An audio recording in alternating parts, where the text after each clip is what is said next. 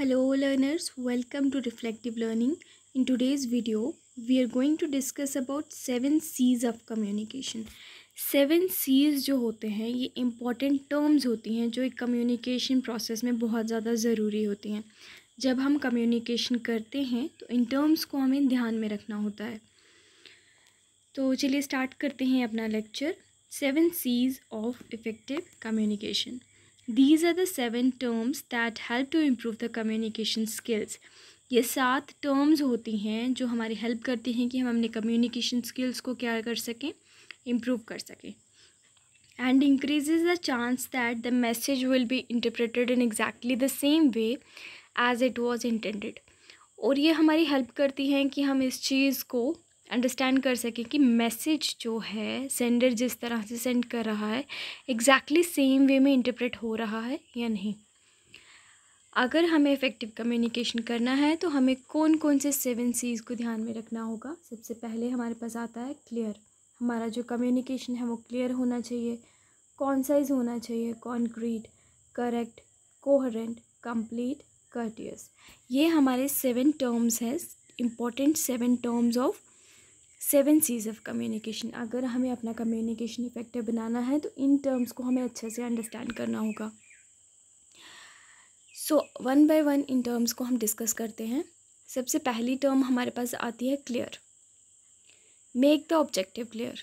जब हम क्लासरूम में टीचिंग करते हैं या कहीं पे भी हम कम्युनिकेशन करते हैं तो क्या करते हैं, हमारा जो ऑब्जेक्टिव है, जो हम बोलना चाहते हैं, उस ऑब्जेक्टिव को हमें क्लियर रखना चाहिए.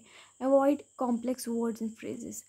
जो भारी भरकम वर्ड्स होते हैं उनका इस्तेमाल नहीं करना चाहिए. As we can say Shashi Tharoor को आप सब जानते होंगे. उनकी जो प्रोनाउंसिएशन स्किल्स हैं, उनका जो वोकैबुलरी है वो बहुत ही टफ़ है. बहुत डिफ़िकल्ट वर्ड्स को यूज़ करते हैं वो, और वो जो वर्ड्स यूज़ करते हैं वो नॉर्मल पर्सन को अंडरस्टैंड करने में बहुत प्रॉब्लम होता है. इसलिए जब हम कम्युनिकेशन करते हैं तो हमें सिंपल वर्ड्स को यूज़ करना है, सिंपल फ्रेजेस को यूज़ करना है, और साथ ही साथ जो हम कहना चाहते हैं, जो हमारा ऑब्जेक्टिव है कम्युनिकेशन का, उसको क्लियर रखना चाहिए. नेक्स्ट हमारे पास आता है concise. Keep it in clear and to the point. जब हम कम्युनिकेशन करते हैं उसको बिल्कुल क्लियर तो रखना ही है, साथ ही साथ टू द पॉइंट होना चाहिए. बीच में फालतू का कन्वर्सेशन स्टार्ट नहीं करना है क्योंकि उससे डिस्ट्रैक्शन होता है. Avoid filler words and sentences. Convey the message in least possible words without foregoing the other C's of the communication. जब हम कम्युनिकेशन करते हैं तो हमें बड़े बड़े शब्दों का इस्तेमाल नहीं करना है. हमें सिंपल वर्ड्स को यूज़ करना है और कम शब्दों में अपना जो हमारा ऑब्जेक्टिव है, जो हम कहना चाहते हैं, उसको हमें अपने रिसीवर को बताना है. इसलिए हमारा जो कम्युनिकेशन है वो कॉन्साइज होना चाहिए. Next term we have concrete. Be specific not walk. जो हम कहना चाहते हैं उसी स्पेसिफिक ऑब्जेक्टिव के ऊपर हमें स्टिक रहना है. इधर उधर की फालतू बातें हमें नहीं करनी है. Use facts and argues to support your message. अगर आपको किसी चीज़ को कुछ कम्युनिकेट करना है तो फैक्ट्स को यूज़ कीजिए, आर्ग्यूज़ को यूज़ कीजिए अपने मैसेज को और ज़्यादा इफ़ेक्टिव बनाने के लिए, इम्प्रेशन डालने के लिए. उसके लिए हमें स्पेसिफिक वर्ड्स को ही यूज़ करना है, स्पेसिफिक फैक्ट्स को ही यूज़ करना है. इसमें भी हमें डिस्ट्रैक्शंस को अवॉइड करना है. Next we have correct. The message is exact, correct and well timed. जो हमारा मैसेज है वो एग्जैक्ट होना चाहिए, करेक्ट होना चाहिए, और उसका जो टाइमिंग है वो सही होना चाहिए. लाइक अगर आप किसी के साथ बात कर रहे हैं तो ऐसा नहीं है कि वो आपको क्वेश्चन करे जा रहा है और उसका रिप्लाई आप 1 घंटे के बाद देंगे, उसका कोई मतलब नहीं रह जाता फिर. इसलिए वेल टाइम कम्युनिकेशन होना चाहिए और करेक्ट होना चाहिए. एरर फ्री कम्युनिकेशन होना चाहिए. राइट लेवल ऑफ लैंग्वेज को यूज़ करना है. अगर आप किसी के क्लासरूम कम्युनिकेशन की बात करें तो उसमें हमें ऐसे डिफ़िकल्ट लेवल की लैंग्वेज को यूज़ नहीं करना, क्योंकि क्लासरूम में बच्चे अंडरस्टैंडिंग के लिए आते हैं. अगर क्लासरूम में वो समझेंगे ही नहीं चीज़ को तो उस कम्युनिकेशन का कोई मतलब नहीं रह जाता. Use correct facts and argues. जो भी हम कम्युनिकेशन में फैक्ट्स को यूज़ कर रहे हैं, आर्ग्यूज़ को यूज़ कर रहे हैं, वो करेक्ट होने चाहिए. ऐसे ही इधर उधर की बातें, इधर उधर से सुनी सुनाई बातें बच्चों को नहीं, हमें कम्युनिकेट नहीं करनी है. फैक्ट्स को यूज़ करना है जो रिलायबल हो, वैलिड हो. दैट्स वाई जो हमारा कम्युनिकेशन है वो करेक्ट होना चाहिए. Coherent. Does your message make sense? Ensure the message is logical. जब हम कम्युनिकेट करते हैं तो हमें इस चीज़ का ध्यान रखना है कि जो हम कम्युनिकेशन कर रहे हैं, जो हम मैसेज कन्वे कर रहा है सेंडर रिसीवर को, उसका कोई सेंस है, कोई मतलब निकल रहा है, कोई लॉजिक है उसके पीछे, या ऐसे ही कुछ भी आगे बोल रहे हैं। इसलिए हमारा जो मैसेज है वो कोहेरेंट होना चाहिए। Complete. Does the message contain everything it needs to. जब एक सेंडर मैसेज को सेंड करता है तो उसको इस चीज़ का ध्यान में रखना है कि जो does the message contain everything, वो हर चीज़ उस मैसेज में है जो वो बताना चाहता है दूसरे पर्सन को। Include a call to action. इसमें हमारा जो कॉल है उसको एक्शन तक लेके जाना होता है। Convey all the facts and information required by the audience. जो ऑडियंस है, जो आपके रिसीवर हैं, जो वो इंफॉर्मेशन सुनना चाहते हैं, जो फैक्ट्स वो सुनना चाहते हैं, जिसकी उनको नीड है, क्या वो फैक्ट्स आपके कम्युनिकेशन में हैं।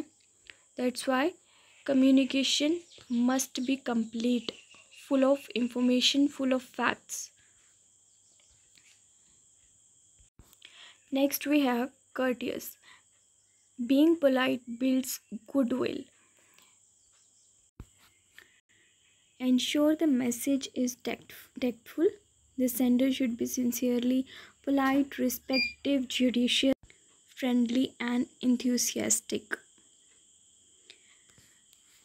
Courteous मतलब जब हम कम्युनिकेशन करते हैं तो हमें क्या करना है, हमें पोलाइट वर्ड्स का यूज़ करना है। अगर हमसे कोई सीनियर है तो हम उसको रिस्पेक्ट से पेश आएंगे, एंड हमें पोलाइटली गुड रिलेशनशिप्स को बिल्ड करना है। जब हम कम्युनिकेट करते हैं हम ये देखेंगे कि मैसेज जो है वो टेक्टफुल है, जो सेंडर है उसको पोलाइट होने की ज़रूरत है, रिस्पेक्टिव होना चाहिए, उसको रिस्पेक्ट शो करनी है अपने सीनियर्स को, एंड जो रिस्पेक्टेबल पर्सन्स हैं उनके लिए फ्रेंडली होना चाहिए, एंड इंथुसियास्टिक होना चाहिए, यूडिशियस होना चाहिए हमारा इसलिए हम बोल सकते हैं कि जो हमारा कम्युनिकेशन है वो कर्टियस भी होना चाहिए।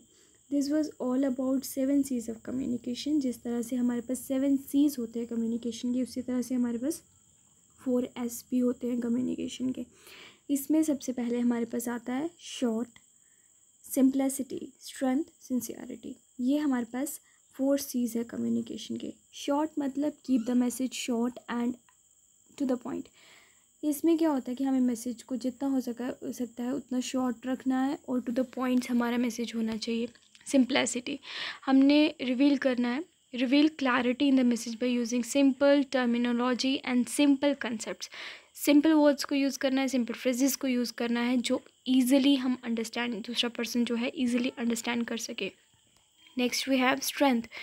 If the sender himself believe in a message that he is about to transmit, there is a bound to be strengthened in conviction in whatever he tries to state. अगर हमारा जो sender है उसको अपने message पे believe है, जो वो बोलने जा रहा है, ये क्या करेगा, उसके अंदर एक स्ट्रेंथ लेके आएगा, कन्विक्शन लेके आएगा, whatever he want to, जो भी वो ट्रांसमिट करना चाहता है। And last we have sincerity. अगर हमारा सेंडर जो है वो जेन्युइन है तो हमें उसके बिहेवियर से, उसके कम्युनिकेशन स्किल से, वो जो उसका बात करने का तरीका, उसी से पता चल जाएगा कि वो कितना सिंसियरिटी शो कर रहा है अपने कम्युनिकेशन प्रोसेस में।